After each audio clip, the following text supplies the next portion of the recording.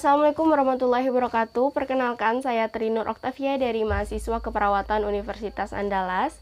Kali ini saya akan melakukan pemeriksaan INC atau intranatal care, di mana sebelumnya pasiennya sudah dilakukan pemeriksaan TTV yang terdiri dari tekanan darah yaitu 120/80, nadinya 80 kali per menit, respiratori atau pernapasannya 24 kali per menit, dan temperaturnya 37,5 derajat Celcius.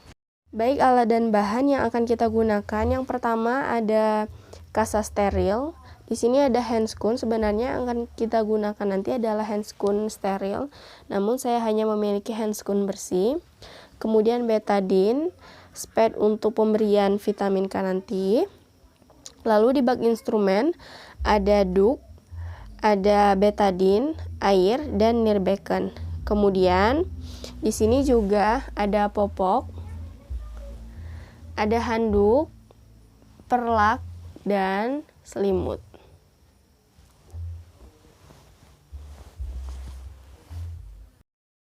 Ada umbilical clamp, gunting perban.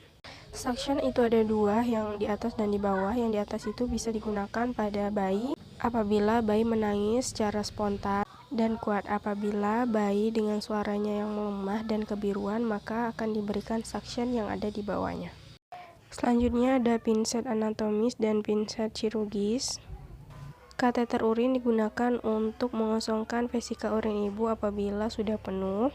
Selanjutnya ada gunting umbilikus untuk memotong tali pusatnya nanti. Klem arteri untuk mengklem tali pusatnya nanti sebelum kita memotongnya. Dan gunting jaringan untuk melakukan episiotomi. Dua kom besar, yang satunya kita gunakan untuk tempat plasenta, yang satunya kita gunakan sebagai tempat untuk desinfektan. Baik, sekarang Nyonya A sudah berada di ruangan persalinan.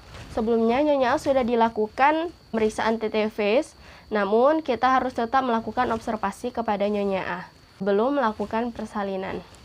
Dan jangan lupa kita harus tetap menjaga privasi dari pasien, di mana kita harus menutup sampiran terlebih dahulu.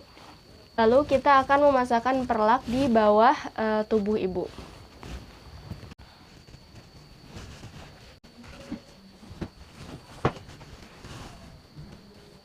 Maaf ya Bu, saya pasang perlaknya terlebih dahulu.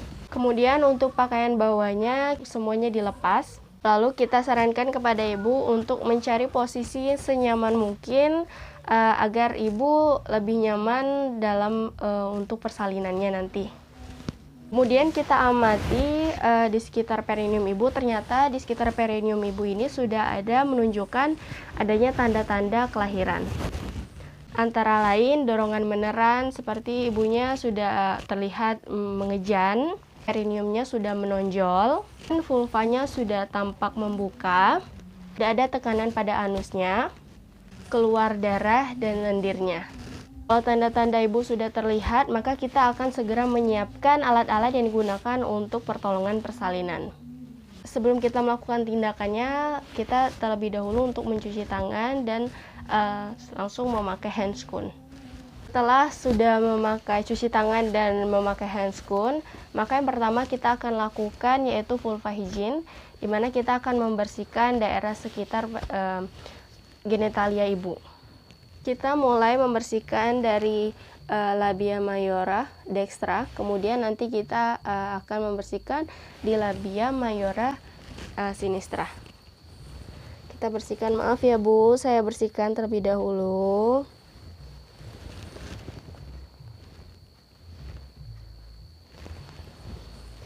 Maaf ya Bu, saya bersihkan.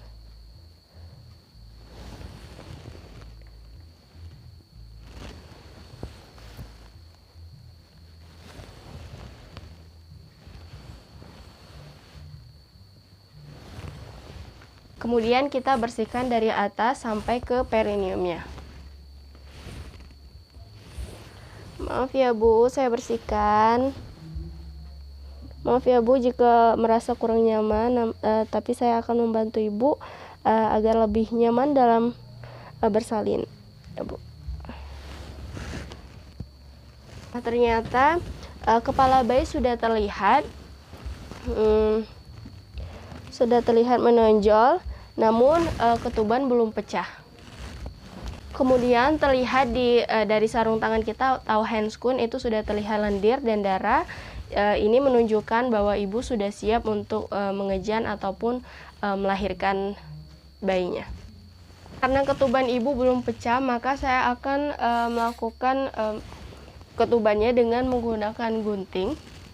Namun agar tidak cedera pada daerah sekitar genital ibu, maka caranya itu dengan menutupi dengan 2 jari. Ibu, saya akan melakukan pemecahan ketubannya. Maaf ya Bu. Kemudian setelah ketubannya sudah pecah, dan kita akan menghitung DDJ.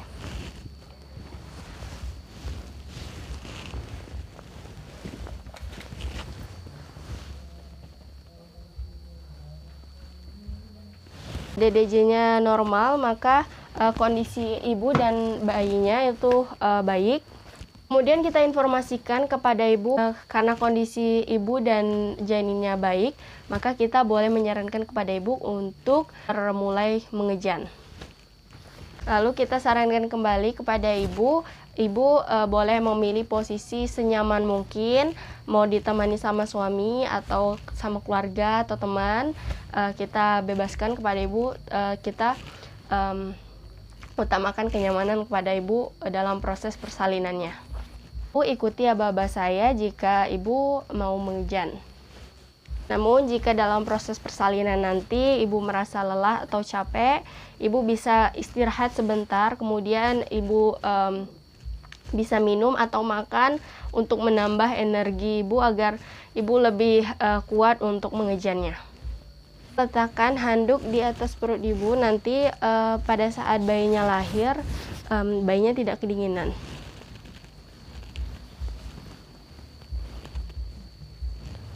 Kita akan memasangkan handuk, itu kita letakkan di bagian bawah ibu. Ibu, maaf, di sini saya mau memasangkan handuknya di bawah pantat ibu. Maaf ya Bu.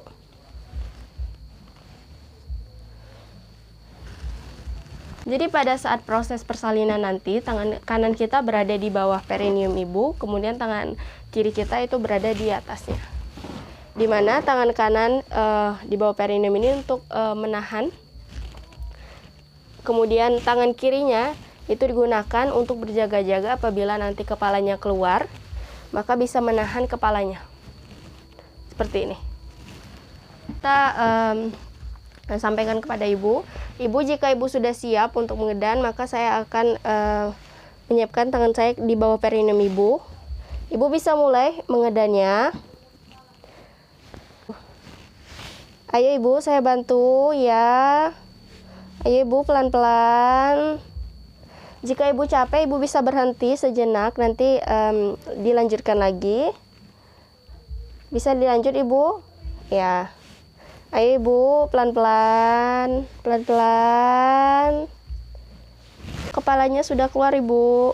Ya bu, ayo bu, semangat bu. Ya, pelan-pelan. Jika ibu mau istirahat, ibu bisa istirahat sejenak. Ya, silakan ibu lanjut. Ya, ibu bagus. Ya ibu, bayinya sudah keluar ibu. Nah, setelah bayi keluar, maka langsung letakkan bayi di atas dada ibu. Seperti ini.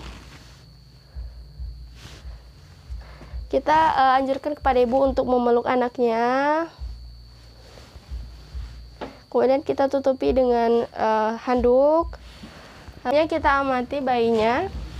Ibu, bayinya sudah lahir, perempuan. Menangisnya kuat ibu. Selamat ya ibu. Sehat, semuanya lengkap ya bu. Kita akan menyuntikkan suntikan oksitosin. Kita akan menyuntikkan oksitosinnya sepertiga paha kanannya. Ibu, maaf ibu, di sini saya akan melakukan penyuntikan di bagian paha ibu. penyuntikan oksitosin untuk merangsang agar keluarnya plasentanya ya Bu. Maaf ya Bu, saya akan suntik.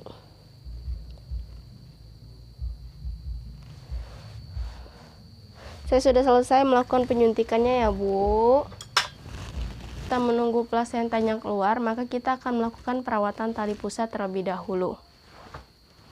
Setelah dilakukan perawatan tali pusat, maka kita anjurkan untuk segera melakukan menyusui dini, melakukan perawatan pada bayi, kemudian kita akan lanjut ke kala 4, yaitu melahirkan plasentanya. Cekkan kelahiran dari plasentanya yaitu dengan cara meregangkan tali pusat yang dari bayi tadi. Kita regangkan, kemudian kita masase di bagian abdomennya ini. Nanti akan secara berlahan plasentanya akan keluar. Dengan kita bantu dengan masase pelan-pelan.